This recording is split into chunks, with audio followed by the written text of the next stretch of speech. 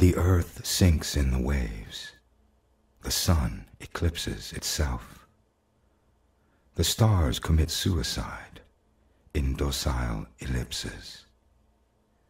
Everything burns and everything vanishes in the strange atmosphere. The sky puts on the colors of winter roses.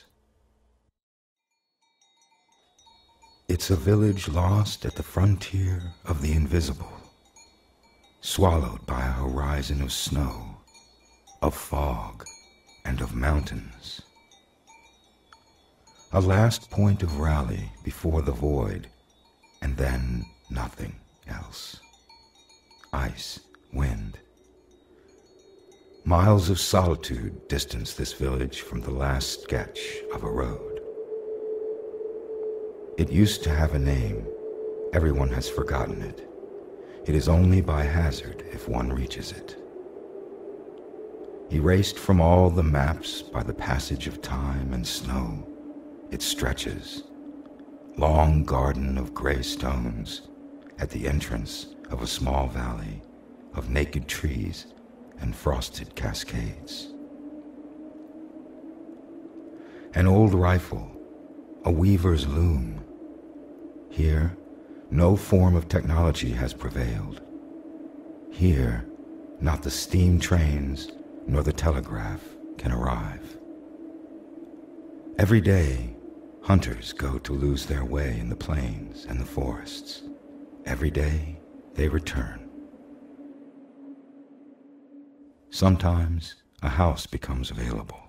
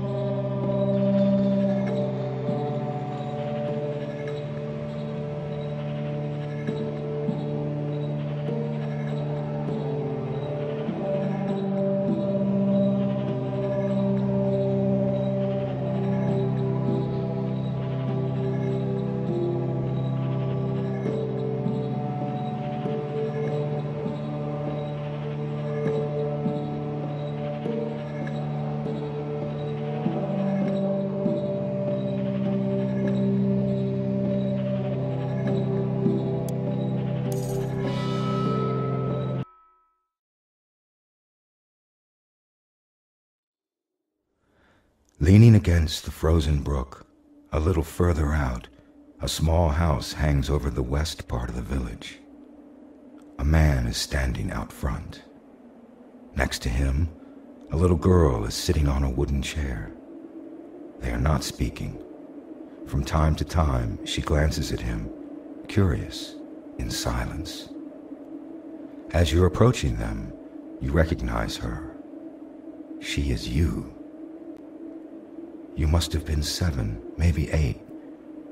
It was, most likely, a day in October.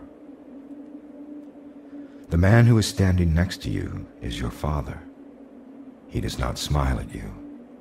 Impassive, he stares straight ahead.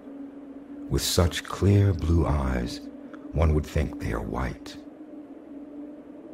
Your story begins here and now, on these motionless lips, under this cold stare, which fixes the horizon and leaves no room for compromise. Under this stare that does not seem, and has never seemed, to grant you any significance. Your story begins on a day in October. What do you have left from this moment in time? The little girl fled on a night of weariness. She disappeared in the fog many years ago, and you have never talked about it since, and she was never seen again.